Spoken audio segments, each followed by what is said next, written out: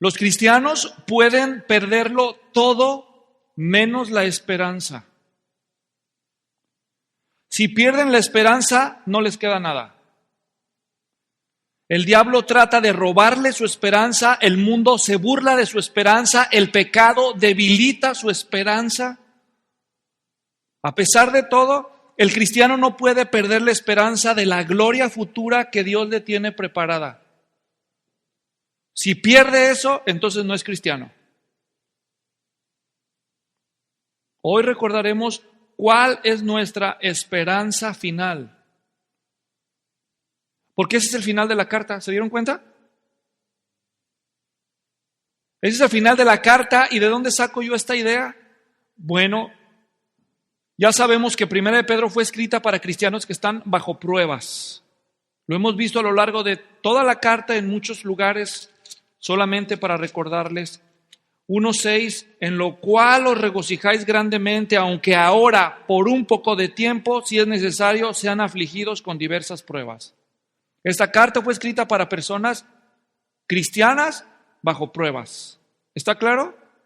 Y la carta empezó con el tema de la esperanza, versículo 3, bendito sea el Dios y Padre de nuestro Señor Jesucristo, quien según su gran misericordia nos ha hecho nacer de nuevo a una esperanza viva. Él eligió escribir esta carta para darle esperanza a los que están bajo pruebas. ¿Está claro? Y ahora ya va a terminar. Y cuando Él va a terminar, Él va a usar su último cartucho para darles esperanza. Por eso le puse al título de este mensaje, la esperanza final. La esperanza final de Pedro en su carta y la esperanza final de todo auténtico creyente. La esperanza final de todo auténtico creyente, en última instancia, ¿saben quién es? Dios mismo. Dios es nuestra esperanza final. Lo que Él puede hacer por nosotros. Observen en el capítulo 5, versículo 10, después que hayan sufrido un poco de tiempo, o sea, una vez más, como empezó Él, reconociendo que sus lectores son personas que sufren pruebas, ¿se dan cuenta? Después de que hayan sufrido por un poco de tiempo, y Él termina diciendo en el 10, el Dios de toda gracia que los llamó a su gloria eterna en Cristo. Ahí está la esperanza, la gloria eterna en Cristo depende en última instancia, allí dice, el Dios de toda gracia que os llamó a su gloria eterna en Cristo, Él mismo los perfeccionará. Él mismo los afirmará, Él mismo los fortalecerá, Él mismo los establecerá. La esperanza final del cristiano es Dios mismo y lo que Él va a hacer por nosotros. No lo que nosotros vamos a hacer por nosotros, es lo que Él va a hacer por nosotros. Porque si dependiera de lo que nosotros podemos hacer por nosotros, estamos acabados, algunos de nosotros. ¿O no? ¿O soy el único? ¿Verdad que no? Él es nuestra esperanza final. Sus fieles promesas, su compromiso de completar lo que Él empezó. Nuestro fiel Dios. Por eso he dicho, el cristiano no puede perder la esperanza de la gloria futura que Dios le tiene preparada, y si lo pierde, entonces no es cristiano. Eso es lo que nos distingue de todos los demás. Somos un pueblo que ha creído en Dios y que espera en Dios hasta el último aliento. Hoy vamos a recordar entonces la importancia de la esperanza final. Así como Pedro empieza, así cierra, dándonos esperanza, recordándonos la esperanza en medio de las pruebas. Comencemos recordando 3 hechos importantes acerca del sufrimiento y después vamos a ver la base de nuestra esperanza en Dios. Y por último, una vez que la esperanza está claramente reafirmada, ¿cuáles son respuestas normales en la vida de los que tienen una esperanza firme? Esos son los 3 puntos de mi mensaje. Un recordatorio de la naturaleza de nuestro sufrimiento, un recordatorio de la esencia de nuestra esperanza y una lectura de las respuestas de los cristianos que tienen una esperanza firme. ¿Cómo responden aquellos que tienen una esperanza firme? En primer lugar, recordemos el sufrimiento que se nos describe a todos nosotros. Dice ahí el versículo 9, la última parte, dice, sabiendo que las mismas experiencias de sufrimiento se van cumpliendo en vuestros hermanos en todo el mundo. ¿Alguna vez te sentiste como que eras el único o la única que está sufriendo eso? Es que nadie sabe lo que se siente. Nadie sabe lo que se siente tener un patrón así. Nadie sabe lo que se siente tener una esposa así. Nadie sabe lo que se siente tener un marido así. Nadie sabe lo que se siente tener un hijo allí. Nadie sabe lo que es tener una hija así. Nadie sabe lo que es vivir en este lugar. Así te sientes a veces, ¿no? Que eres una persona que lleva un sufrimiento único. Pero recuerda lo que dice la Escritura. Ahí, versículo 9. Sabiendo que las mismas experiencias de sufrimiento se van cumpliendo en vuestros hermanos en todo el mundo. Ahí te va. Alguien ya sufrió lo que tú estás sufriendo. Alguien está sufriendo lo que tú estás sufriendo en algún otro lugar del mundo. Aunque tú te sientes que seas el único o la única, pero no es cierto. Y tú debes de saber, número uno, que el sufrimiento es una realidad universal entre los cristianos. Número dos, a pesar de ser una experiencia universal, el sufrimiento es una experiencia para los cristianos temporal, versículo 10. Y después de que hayáis sufrido, forever. ¿Así dice? ¿Qué dice? Por un poco de tiempo. Pues no se siente tan poco de tiempo. Créeme que cuando un hijo nace y te dicen, tu hijo nació, qué sé yo, con síndrome Down, con una deshabilidad, eso no se siente como por un poco de tiempo lo que viene por delante, ¿verdad que no? Cuando te dan la noticia que has sufrido, no sé, un accidente, una bancarrota, algo de lo que parece ser irreparable, se siente como que eso va a ser forever, para siempre. Pero nosotros somos cristianos. Nosotros tenemos una perspectiva espiritual de las cosas. Y eso nos indica que nosotros fuimos creados para la eternidad. ¿O no? Entonces, desde la perspectiva de Dios, desde la perspectiva eterna, no importa el sufrimiento que nos toque por la soberanía de Dios, desde esa perspectiva, los sufrimientos siempre van a ser temporales. ¿O no? Temporales. Hasta inventaron un refrán por ahí en el mundo que dice que no hay mal que dure 100 años ni cuerpo que lo resista, ¿verdad? Los sufrimientos son universales, son temporales. Cuando uno está en medio de la prueba siente que nunca se va a acabar. ¿Se acuerdan los que se enfermaron del COVID? ¿No se siente así? ¿Pero cuándo se va a acabar esto? ¿Te acuerdas cuando estabas dando a luz, mujer? ¿A qué hora se acaba esto, verdad? Pero todo se acaba, todo tiene su medida y llega a su término. Así que no perdamos la perspectiva. Por más duro que parezca tu problema, tiene su medida. Y no va a rebasar aquello que Dios permita en su soberanía. Tercero, los sufrimientos para los cristianos son manejables. No solo son universales, temporales, son manejables. ¿Qué queremos decir con esto? Que cuando un cristiano experimenta una prueba, pero el cristiano tiene su esperanza cristalina, clara, él sabe lo que Dios le ha prometido y lo que viene, entonces el cristiano, a la luz de la esperanza, soporta la prueba. Para eso se escribió esta carta, para recordarle a los cristianos bajo pruebas que ellos se les ha confiado, se les ha concedido algo que los va a inyectar de energía para soportar sus pruebas y sus sufrimientos. ¿Y saben qué es eso? La esperanza de la gloria venidera. Los sociólogos que estudian la religión y la historia de las religiones dicen que el cristianismo prosperó en el primer siglo porque más de la mitad de las personas que vivían en el primer siglo en el Imperio Romano eran esclavos.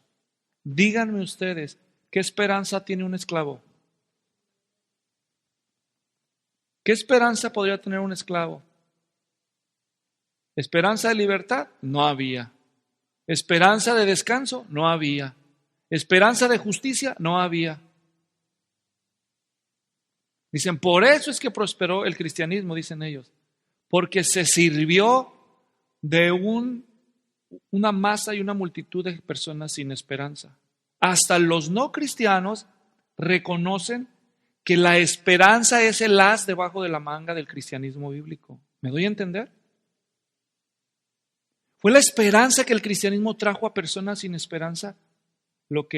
Ahora, los sociólogos tienen algo de verdad, pero ellos usan ese argumento como una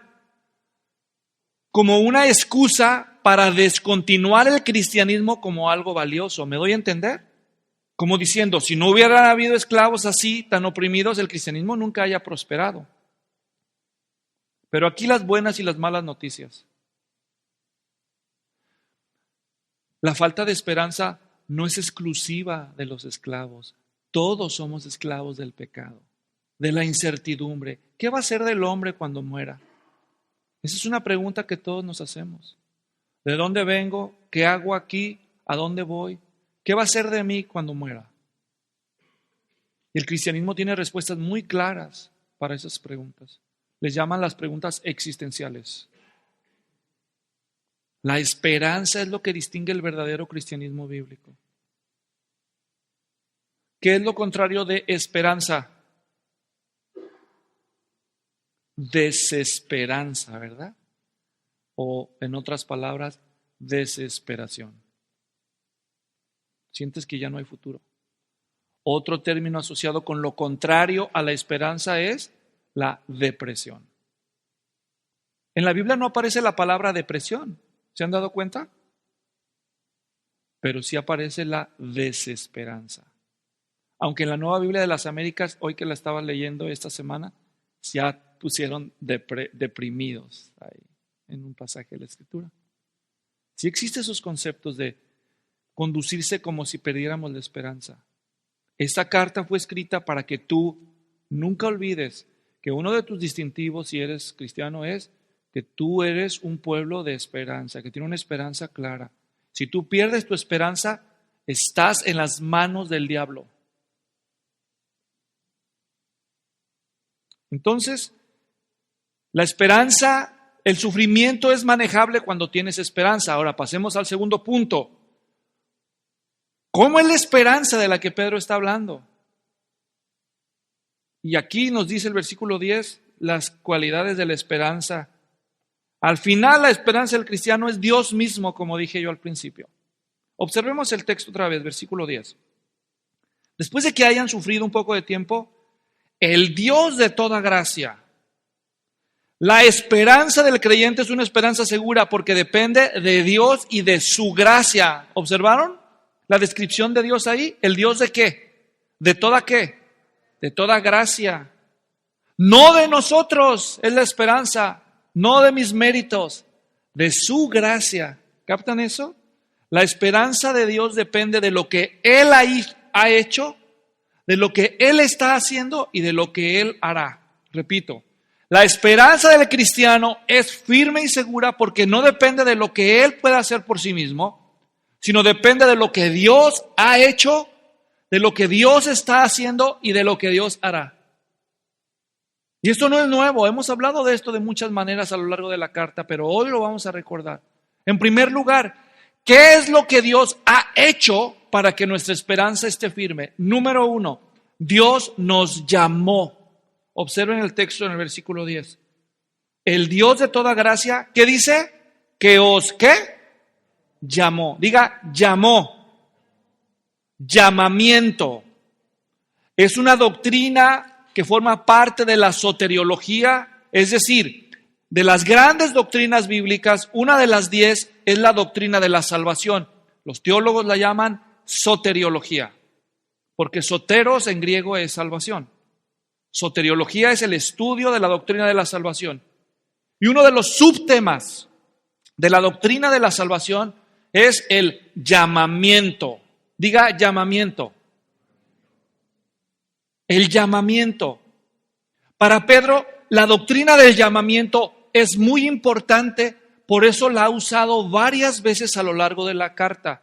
Capítulo 1, solo para recordar, vayan ahí. Versículo 15. ¿Están listos? Dice,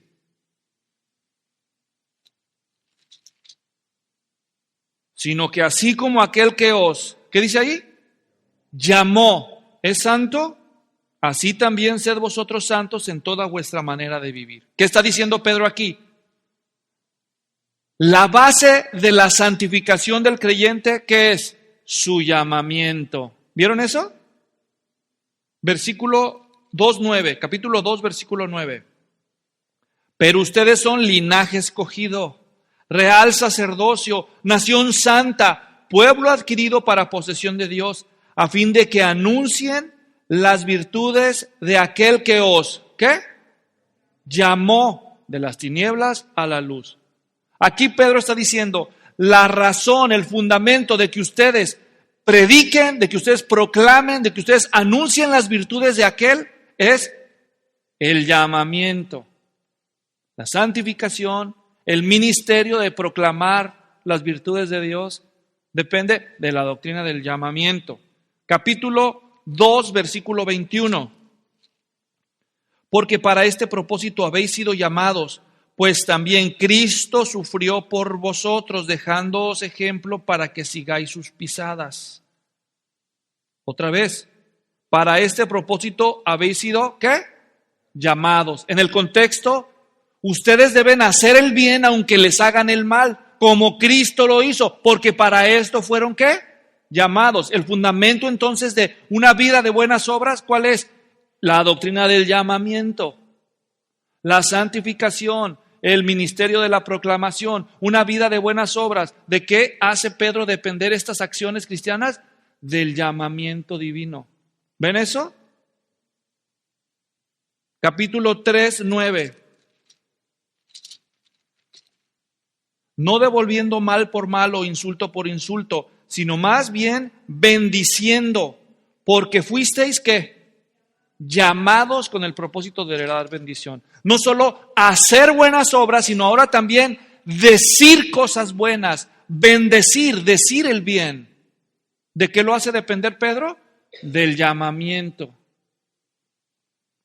Y finalmente en el capítulo 5, 10, dice, después de que hayan sufrido un poco de tiempo, el Dios de toda gracia, que los llamó, ¿a qué? A su gloria eterna en Cristo Jesús. Así que al final, la gloria eterna que esperamos en Cristo Jesús comenzó con el llamamiento. A eso nos llamó Dios. Llamamiento. ¿Pero qué es la doctrina del llamamiento? ¿Qué es el llamamiento? Explícamelo, Luis, por favor. Bueno, ya que preguntas, te lo explico. ¿Ok? Miren, el llamamiento es una obra soberana de Dios que por su Espíritu Santo activa la elección, el decreto divino de la elección. Explico. En la eternidad pasada, Dios, en su soberanía, por el designio de su propia voluntad, eligió entre todos los seres humanos que Él iba a crear, que muchos de ellos iban a ser para Él para siempre. Y esta doctrina se llama la doctrina de la elección. ¿Está claro? La doctrina de la elección en la Biblia es inseparable de la doctrina de la predestinación. Diga predestinación. Pre significa antes, destinación, destino. En destino anticipado. Dios elige y a esos que elige les asigna un destino final. Y el destino final es que van a ser suyos para su gozo y gloria, sus hijos. ¿Me estoy dando a entender? Así que Dios los elige desde antes de la fundación del mundo. Los predestina para ser suyos. Pero eso solamente es una elección que Dios conoce. No sabemos quiénes son los escogidos en este plan eterno. Pero Él sí sabe. Pero lo que Dios dice es que la primera señal visible de la elección de Dios es el llamamiento. En el tiempo soberano de Dios, Él permite que cada uno de sus escogidos oiga su voz. Por eso se hace la palabra llamamiento, ¿me entienden? Porque da la idea de oír una voz que te llama. Estamos hablando en términos espirituales, entonces. El llamamiento es esa experiencia que una persona tiene cuando Dios, por su Espíritu Santo, a esta persona que está espiritualmente muerta, Efesios capítulo 2, versículo 5, pero cuando estabais muertos en vuestros delitos y pecados, Él os dio vida a vosotros. A estas personas que estaban espiritualmente ciegas, 2 Corintios 4, que dice: pero el Dios de este siglo cegó el entendimiento de los incrédulos para que no les resplandezca la luz del evangelio de la gloria de Cristo. Entonces esos eran ciegos espirituales, muertos espirituales. Los muertos ni oyen ni ven nada. ¿De acuerdo?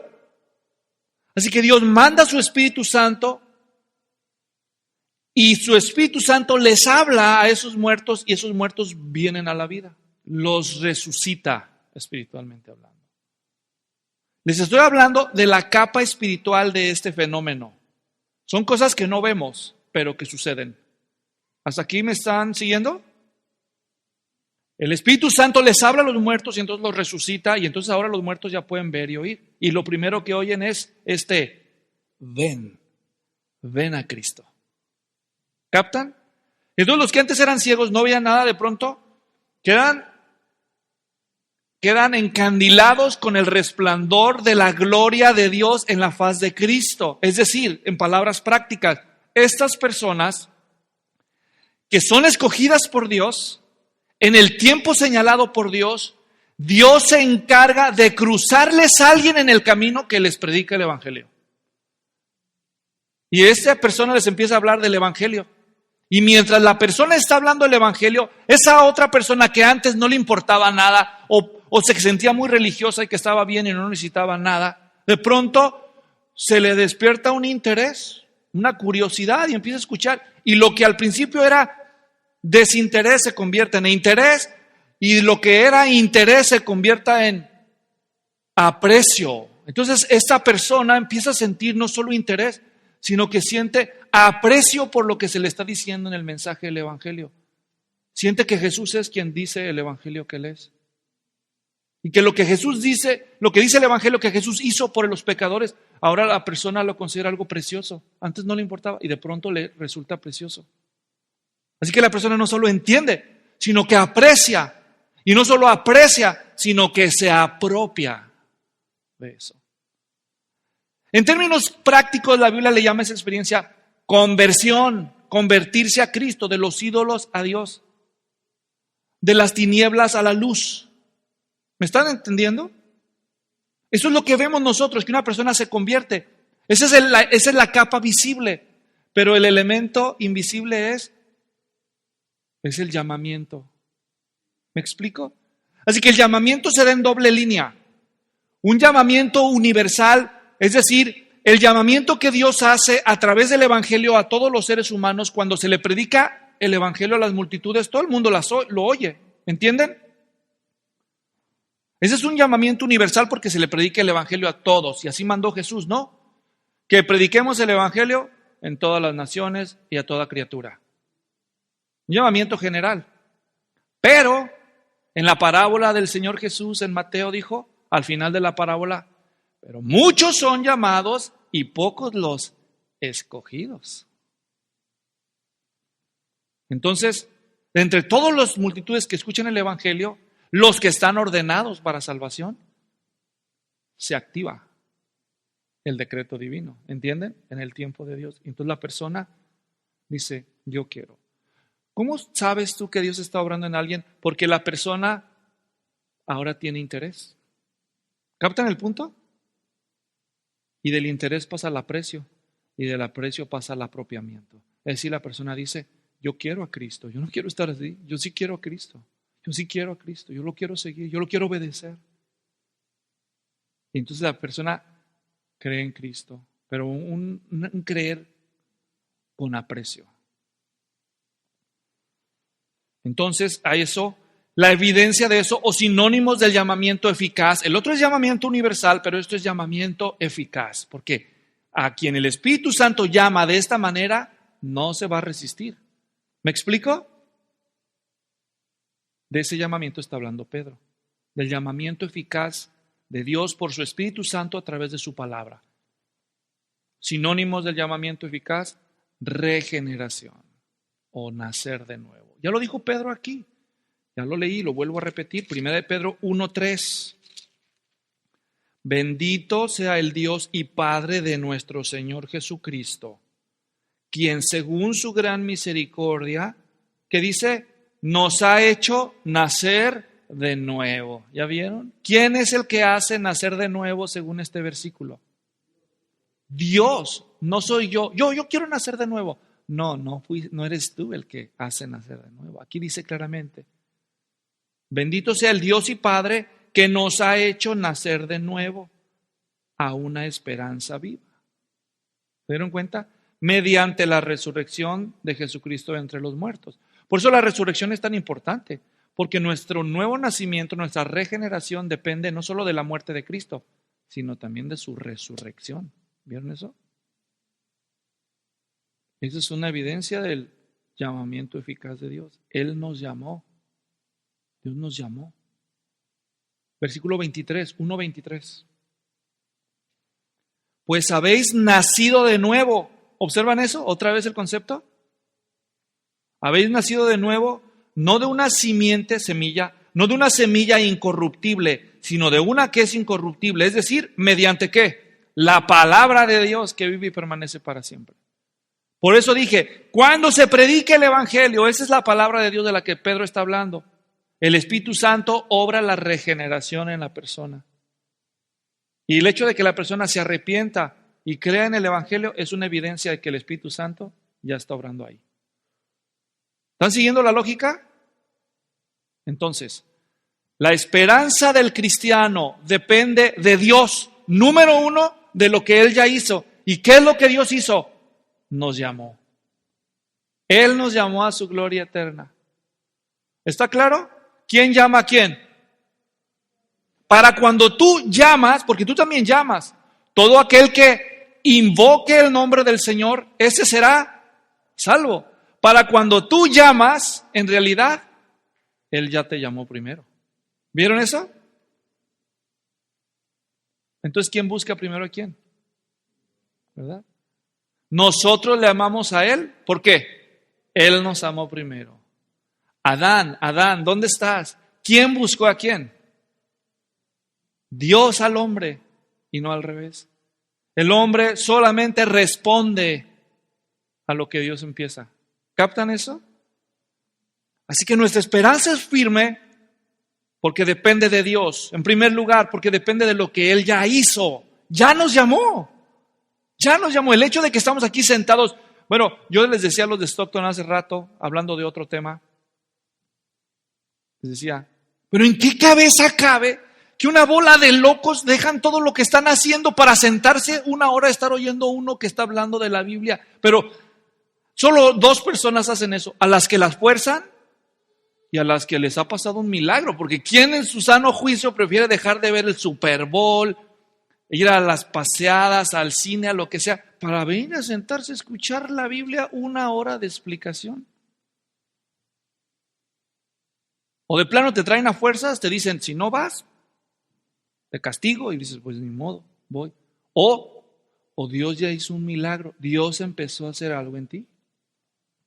¿Entienden lo que estamos diciendo?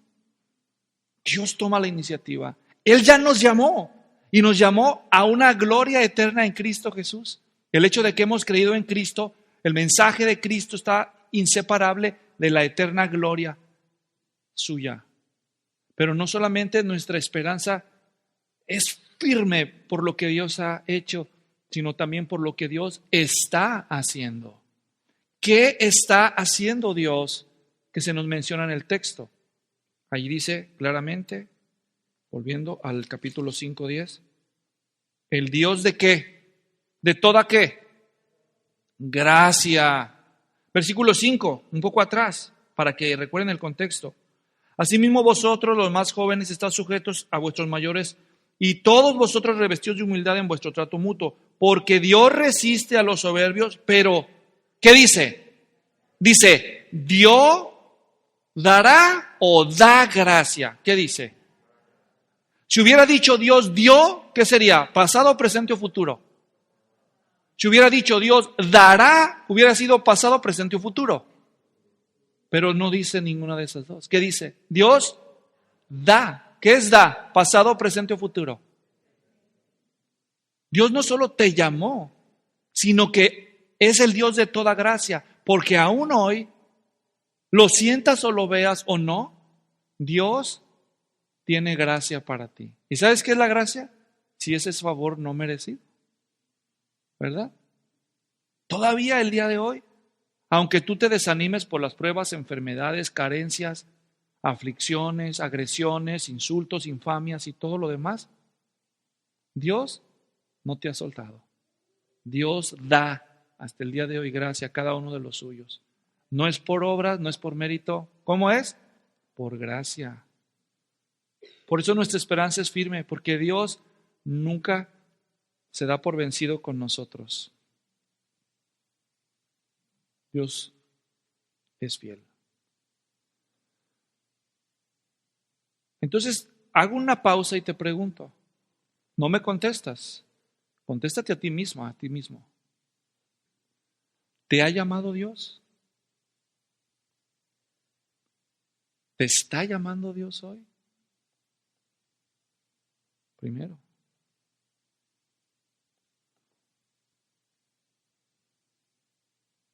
Hay una parábola que mencioné hace rato en el Evangelio de Mateo. En esa parábola Jesús, en el capítulo 22, dijo, el reino de los cielos puede compararse a un rey que hizo un gran banquete. Algunos de ustedes la conocen. Se la voy a parafrasear rápidamente. Es un gran banquete, un rey. Y al banquete se invitaron a sus favoritos que iban a celebrar las bodas de su hijo. Así que este rey iba a celebrar la boda de su hijo. El rey estaba alegre por lo que iba a venir en la vida de su hijo. Su hijo se iba a casar. Así que mandó invitaciones a los suyos. Pero dice la parábola que envió a sus siervos a llamar a los que habían sido invitados a las bodas, pero no quisieron venir. De nuevo envió a otros siervos diciéndoles, digan a los que han sido invitados, ya he preparado mi banquete, he matado mis novillos y animales cebados, todo está preparado, vengan a las bodas. Pero ellos no hicieron caso, se fueron uno a su campo, otro a sus negocios y los demás, echando mano a los siervos, los maltrataron y los mataron. Entonces el rey se enfureció y enviando su ejército destruyó a aquellos asesinos e incendió su ciudad. ¿Saben de qué está hablando Jesús aquí? Del pueblo de Israel. El Hijo es Jesucristo, el Rey es Dios Padre y los favoritos era el pueblo de Israel. Y Él les dijo, mi hijo va a celebrar su unión con su novia, su pueblo. Pero ellos dijeron, yo no voy. Y Dios les envió profecía tras profecía al pueblo de Israel de que iba a venir el Mesías. Y cuando llega el tiempo del cumplimiento, Jesús es el Mesías y ellos rechazan a Jesús. Mataron a los profetas. Solo lean el Antiguo Testamento. Así que Dios sanciona al pueblo de Israel.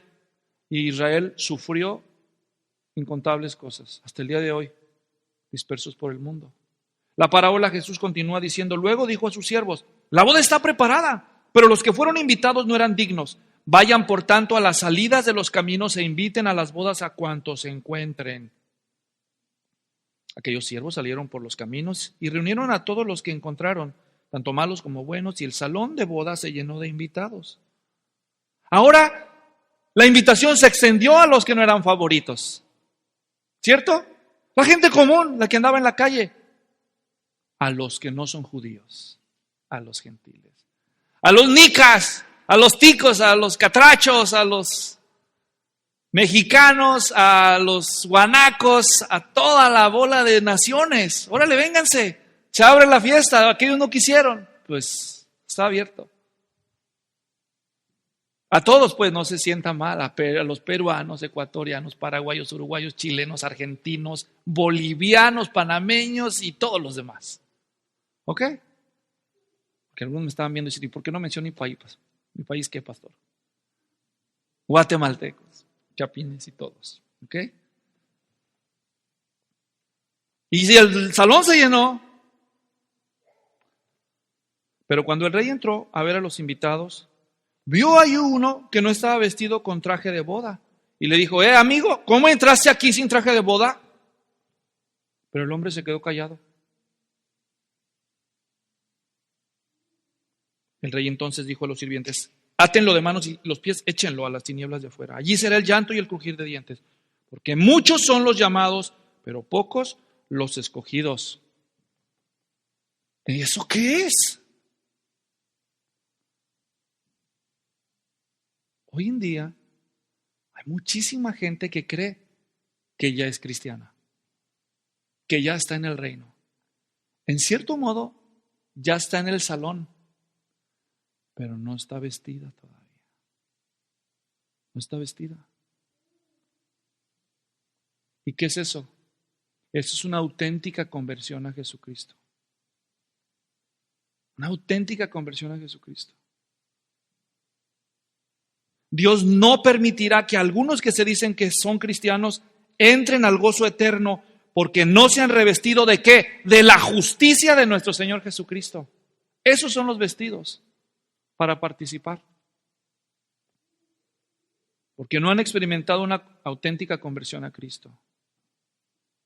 Por eso yo tengo que preguntar, ¿eres tú llamado? ¿Te está llamando Dios? No debes descontinuar que tú estás aquí. No te debes preocupar, ¿soy yo elegido o no? No, aquí Dios está llamando por el Evangelio y está haciendo la advertencia. Dios está dando gracia todavía a los oyentes. Dios es quien obra en ustedes el querer como el hacer por su buena voluntad. Dios sigue obrando en el presente, sosteniendo a su pueblo. Dios nos ha llamado, Dios nos da gracia y en el futuro Dios terminará lo que ya empezó. Para no dejar lugar a dudas, Pedro usa 4 verbos diferentes para decir la misma cosa. Versículo 10, volvamos a 1 Pedro 5:10. Dice, el Dios de toda gracia que os llamó a su gloria eterna en Cristo, Él mismo, no otro. Dios no va a mandar al arcángel Gabriel ni al arcángel Miguel a hacer esto por ti. Él mismo se ha comprometido, escuchen, número 1, Él mismo a ustedes elegidos. Ahora, no crean que estoy inventando. Antes de leer esas, 1 Pedro 1, versículo 1 y 2. Pedro, apóstol de Jesucristo a los expatriados de la dispersión en el Ponto, Galacia, Capadocia, Asia y Bitinia. ¿Cuál es la siguiente palabra? Elegidos. ¿Qué dice ahí? Elegidos. ¿Quién los elige? ¿Quién eligió? Dios. Él que los eligió y los llamó y los sustenta con su gracia. Él mismo, el que empezó la buena obra en vosotros, Filipenses 1:6, Él la terminará. Miren cómo lo dice Pedro en el versículo 5:10. Él, número 1, os perfeccionará. Diga, perfeccionará. Esto ya de entrada nos dice 2 cosas. Perfecto no eres. ¿O sí? Si Dios tiene que perfeccionarnos, ¿qué está diciendo con eso? Como las camisetas esas cristianas que hicieron, ¿no? Que decía, tenme paciencia, obra en perfeccionamiento. No somos perfectos. Pero Dios se comprometió que Él mismo nos perfeccionará. No tienen ustedes que divorciar lo que Pedro está diciendo aquí con todo lo que ha dicho antes. ¿De qué ha hablado Pedro en toda la carta? De las pruebas del cristiano. Entonces pongan los puntos, conecten. ¿Qué usa Dios para perfeccionarnos? Las pruebas. ¿Captan? El término griego aquí detrás de perfeccionar literalmente significa remendar, componer o parchar. Se usa en Marcos 1:19 de cuando Jesús anda ahí a la orilla del mar y está Pedro, Juan y sus amigos, remendaban las redes. ¿Se acuerdan? Ese es el mismo verbo en griego. Dios está reparando todos esos daños que hay en nuestra vida. Él se comprometió y Él sigue reparándonos. Él nos perfeccionará. ¿Cuáles son tus defectos? No te desanimes. Dios usa las pruebas para perfeccionarte. No eres un trapo inútil. Ay, este no sirve para nada, dice Dios. Mira nada más, ¿cuántos parches le he puesto yo a esto? Tíralo ya, mándalo ya para que lave los carros de Los Ángeles. No eres un trapo inútil para Dios. Te perfeccionará. Número 2, Dios afirmará. Esa palabra significa literalmente ponerle apoyos. Por eso se podría traducir también apoyará o te dará apoyo. ¿Ven los arbolitos? Especialmente aquí donde vivimos nosotros, los que nos ven por internet tal vez no saben, pero aquí soplan unos vientos tan constantes todo el año que doblan los árboles. ¿Han observado ustedes cómo se plantan aquí todos los almendros y los duraznos aquí en el Valle de San Joaquín? Cuando los plantan inclinados hacia allá, hacia la bahía. ¿Se han fijado? Presten atención. ¿No se habían fijado? Pues fíjense. Y vean cómo están los árboles ya que están crecidos. ¿Para dónde están inclinados? Para el lado contrario, porque el viento los vence a pesar de que fueron plantados con inclinación. Entonces, ¿qué hacen los hortelanos? Les ponen unos soportes laterales. ¿Han visto eso? Esos eran los stérics entre los griegos. Los soportes, los apoyos.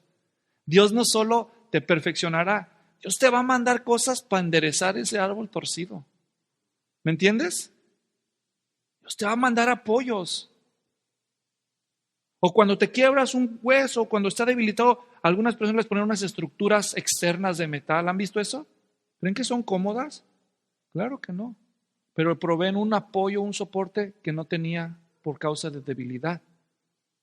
Dios se ha comprometido y nos va a apoyar en lo que nosotros necesitamos. No estamos solos. Tú puedes sentirte la última cristiana en toda tu familia, el único cristiano en todo tu trabajo, el único cristiano en todo el vecindario. No estás solo, no estás sola. Dios está contigo y te va a apoyar. Él se comprometió y Él te va a apoyar. Te perfeccionará, te afirmará. 3, fortalecerá. Este término griego solo se usa una vez en toda la Biblia. Y ese es aquí. Significa vigorizar. Vigorizar. Cuando yo vivía en Guatemala, decían allá mis hermanos chapines, está bien chapudo, decían, está bien chapudo. ¿Qué es eso? Es que era un niño así con las mejillas bien rojitas, bien sanote, ¿verdad? Les dan las vitaminas. Aquí en Estados Unidos a todo le ponen vitaminas y minerales, ¿no? Ya cuando los niños hubieran crecido en América Latina, hubieran crecido de tamaño normal, ¿no? Pues aquí crecen como Goliaths a veces, ¿verdad? Ay, ¿de dónde sale tanta fuerza los muchachos aquí? Pues yo no sé si es tanta vitamina que le ponen a la cosa. Miren, Dios promete vigorizarte espiritualmente. Aquí los americanos al pan le meten vitaminas y minerales. Mira, el pan. Vitaminas, minerales, proteínas. Dios se ha comprometido, Él nos va a robustecer con su palabra en el alma. Y último dice, nos establecerá. Y esa palabra literalmente significa echar cimientos. Echar un cimiento. Esa misma palabra la usó Jesús en aquella parábola de el hombre que construyó su casa sobre la arena, pero pues no tenía un buen fundamento. Su casa, cuando vinieron los vientos y las tempestades, cayó por no tener buen fundamento. Y la que sí tenía un buen fundamento, bueno, de eso está hablando aquí, poner un buen fundamento. Dios está comprometido a fundamentar, no importa las circunstancias externas, estamos parados sobre terreno firme porque Dios se ha comprometido a sostenernos.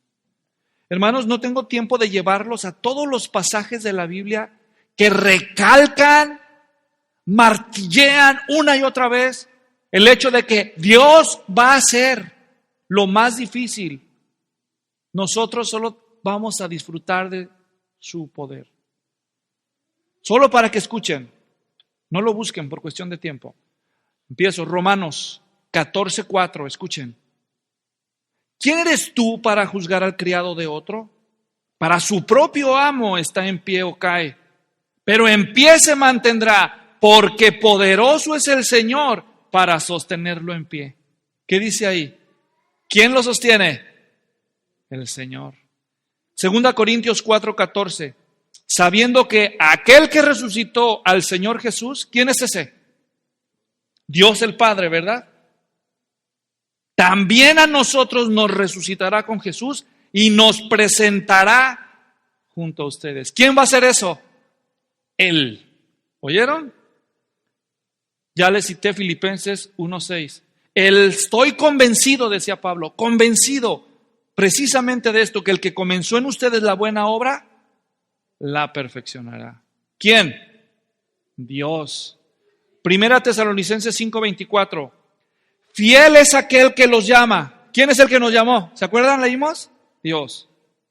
Fiel es aquel que los llama, el cual también lo hará. No solo nos llama, también lo hará. Eso fue Primera Tesalonicenses 5:24. Segunda Tesalonicenses 3:3. Pero el Señor es fiel. ¿Quién?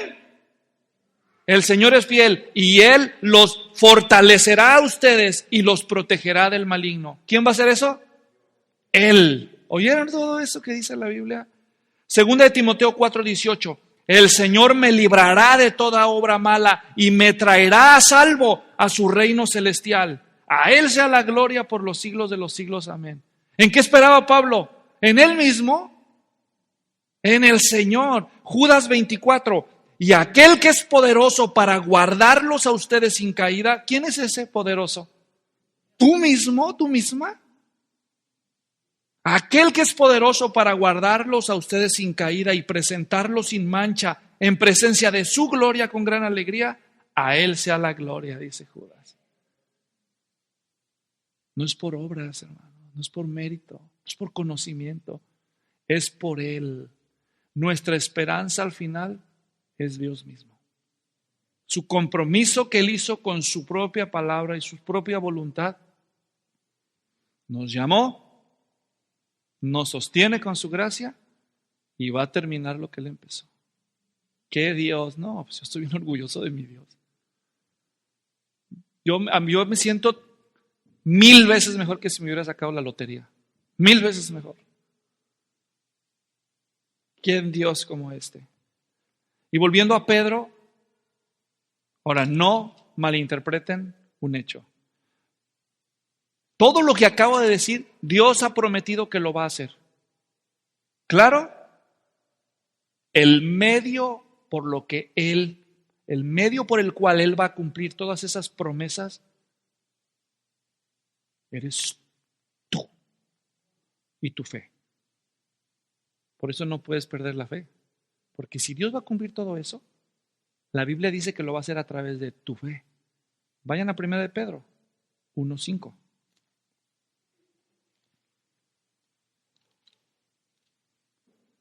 Vosotros que sois protegidos por el poder de Dios. Entonces, ¿quién es el que protege a los cristianos? Dios. Pero vean cómo lo dice. Mediante la fe para salvación. Tú debes ejercer fe, Él va a hacer todo lo demás. ¿Captan el punto? No pierdas la fe. La fe es confiar en lo que Dios ha dicho y la esperanza es la seguridad de que Dios lo va a hacer. ¿Me entienden? La fe descansa en lo que ya está hecho y la esperanza en lo que será. ¿Está claro? Fe y esperanza. Dios va a cumplir nuestra esperanza por medio de la fe que Él nos dio, por medio de sus promesas. La fe en su preciosa palabra, su compromiso. Esa fe que Él mismo nos provee, nos alimenta con su palabra, es el medio que Dios va a usar para sostenernos y perfeccionarnos hasta el final, aún en medio de las pruebas. Esa fe. Versículo 9 de Pedro 1:9, obteniendo como el resultado de vuestra fe la salvación de vuestras almas.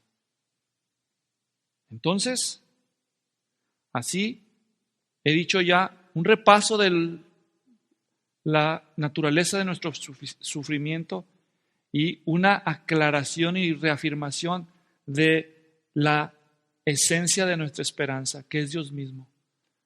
Cuando Pedro termina de decir estas cosas, esa es una ventaja de ser un maestro de la palabra de Dios, hermanos.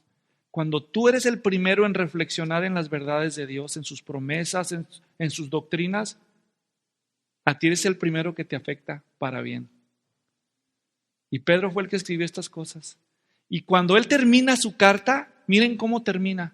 Y esto nos sirve a nosotros de lección, de ver cuando un cristiano o una cristiana, a pesar de sus pruebas, de veras entiende todo lo que Dios está haciendo por él o por ella. ¿Lo entiende? Es imposible que no se manifieste en las respuestas, en las reacciones que eso produce en un verdadero cristiano. Miren las reacciones de Pedro, la respuesta, los efectos de esta esperanza en el mismo apóstol. Primero el versículo 11, ¿qué dice? A él sea el dominio por los siglos, amén. Lo primero que produce todo este recordatorio en el corazón de Pedro, que es alabanza a Dios, gloria a Dios. Esto es un patrón que vemos repetido en el Nuevo Testamento, en muchos pasajes. Pablo hizo lo mismo en Romanos 16:27, Filipenses 4:20, 2 de Timoteo 4:18. Acaban sus cartas, no pueden y elevan una adoración, una alabanza a Dios. El autor de los Hebreos también lo hizo en Hebreos 13:21 al acabar. Judas en el versículo 25, en el último de su carta. Un estallido de alabanza cuando el cristiano entiende las obras de Dios. Segunda cosa que le pasa a Pedro cuando acaba esta carta. Ahí estamos al final de 1 Pedro. Versículo 12. Por conducto de Silvano, nuestro hermano. Por cierto, aquí Silvano es la versión latina. En latín Silvano, en arameo Silas. Es el mismo. Un gran ayudante de los apóstoles. Se habla de él mucho en el libro de los Hechos y en las epístolas de Pablo. No hay tiempo para revisar esos pasajes. Pero ese era un fiel ayudante de los apóstoles y por medio de él Pedro mandó esta carta. Dice, por conducto de Silvano, nuestro fiel hermano, porque así lo considero, os he escrito brevemente, exhortando y testificando que esta es la verdadera gracia de Dios. Está firmes en ella. Otra vez. Después de que Pedro recuerda todo esto, él está escribiendo la carta, hermanos. Nosotros ya la estamos leyendo, pero en el punto aquí él la está escribiendo y la termina, ¿me entienden? Y ahí tiene a Silas enfrente a Silvano. Él dice, tú la vas a llevar. Déjales escribir otra palabra. Estén firmes en la gracia, en la verdadera gracia. ¿Cuál gracia? La que él acaba de escribir. Ellos todavía no la leen, pero la van a leer. ¿Sí o no? ¿Qué está haciendo Pedro? En segundo lugar, Pedro está siendo fiel a su ministerio. ¿Ustedes creen que sus lectores eran los únicos que estaban sufriendo? Él también, hermanos. ¿Aquí qué creen que él está más viejo o más joven en su vida física? Aquí ya es un hombre que ha pasado años en el Evangelio. ¿Están captando el punto? ¿Y saben qué está haciendo todavía? Todavía está cumpliendo su ministerio a pesar de los sufrimientos y está animando a otros, ¿o no? ¿Saben por qué lo hacía? Los llevo en el tiempo. Viajen conmigo en el tiempo. La última noche Jesús, tomando la cena con sus discípulos, les dice, de cierto les digo que hoy todos me van a abandonar. Uno que está sentado aquí me va a traicionar y todos me van a abandonar. No, ¿cómo? No, ¿cómo crees? No, hasta la muerte contigo, dice Pedro. ¿No es cierto? Y el Señor le dice, Simón, Satanás ha pedido permiso para zarandearlos como el trigo. Para los que no saben, los judíos cuando cosechaban el trigo, lo llevaban a una explanada dura que se llamaba era. Agarraban el trigo con toda delicadeza y lo azotaban contra el suelo para desprender el grano de la hoja. Y si no era suficiente, agarrotazo, tráete el buey. Traían un buey arrastrando un troncote bien grandote para pisotear y machacar todo eso. Esa es la idea. Pedro, Satanás ha pedido permiso para zarandearlos como al trigo, ¿no? Les va a poner una. ¿De qué está hablando? De la negación de Pedro y todo el desaliento que venía. Pero Jesús agrega, todavía ni ha pasado eso, pero Jesús les dice, pero yo he pedido por ti para que tu fe no falte. Y una vez restaurado, la misma palabra, Él mismo os perfeccionará. En griego es la misma palabra. Y una vez restaurado, alienta a tus hermanos. Tengo una pregunta para ti. ¿Sabía o no Jesús que Pedro iba a fracasar? ¿Sabía o no Jesús que a pesar de su fracaso, Pedro se iba a levantar? Hasta le dio una misión después de su fracaso, ¿no? ¿Cuál fue su misión? Alienta a tus hermanos. O como le dijo en Juan 21, después de que lo negó 3 veces, Jesús, Pedro está desanimado, se va para el mar de Galilea y dice, no, ya me voy a pescar. Nosotros vamos contigo, dicen los demás. Y el Señor Jesús, Juan 21, va y lo busca. Y cuando lo encuentra, le dice, Simón, hijo de Jonás, ¿me amas más que estos? ¿Con qué cara, verdad? Pero él le dice, Señor, tú sabes que te amo, tú sabes que te quiero. Segunda vez, Simón, ¿me amas más que estos? Señor, tú sabes que te quiero. Simón, ¿me quieres? Señor, tú sabes todas las cosas. Tú sabes que te amo. Le dice, apacienta mis corderos, apacienta mis ovejas, apacienta mis rebaños, pastorea mis corderos. Pedro nunca olvidó que a pesar de sus fracasos, Cristo no se dio por vencido con él y le dijo, este es tu ministerio. Una vez restaurado, anima a tus hermanos, pastorea mis ovejas. Fíjense la diferencia entre la forma que Pedro anima a los cristianos y la forma que nosotros animamos a los cristianos. ¿Cómo está, brother? ¿Cómo está, brother? ¿Cómo está, brother? ¡Ánimo! ¡Ánimo! Así animamos nosotros. Y a veces ni eso, nada más una palmadita en la espalda. ¿Saben qué es animar para Pedro? ¿Saben cómo Pedro interpretó las palabras de Jesús? Alienta a tus hermanos, pastorea mis ovejas. ¿Saben cómo animaba a él? Enseñándoles doctrina, enseñándoles la palabra de Dios con amor y con paciencia. Así es como animaban los cristianos. No nomás es un ánimo, hermano, ánimo. ¿Cómo anima usted a los cristianos? Con la palabra del Señor, con la verdad del Señor y con paciencia y perseverancia, una y otra vez. ¿Vieron qué temas incluyó él en su carta? Regeneración, nuevo nacimiento, llamamiento, todos esos temas teológicos. ¿Y nosotros? Ánimo, ánimo. Le voy a mandar un versículo aquí, sí, un post, Debemos animar con la palabra de Dios, con la verdad de Dios, con la teología bíblica a nuestros hermanos. Eso es lo que los va a sostener a ellos en la verdadera prueba, la verdad. Está bien darnos palmadas, decirnos ánimo, pero es mejor enseñarnos la verdad en amor y perseverar en eso. Eso es lo que nos sostiene. Pedro fue fiel en su ministerio. Cuando tú eres bien enseñado y tu esperanza está firme, ¿sabes qué? No solo tú alabas a Dios, tú cumples tu ministerio, no matter what. Tú no das excusas, tú sigues porque tú sabes lo que Cristo te ha confiado y tú sigues haciéndolo. Y aquí está Pedro en la última oportunidad, le dice, ahí les mando a Silvano y ¿saben qué? Estén firmes. Todavía se las dice la última. Y finalmente dice, la que está en Babilonia, elegida juntamente con ustedes, os saluda. ¿Y esa quién es? Algunos dicen, pues era su esposa seguramente, porque Pedro estaba casado.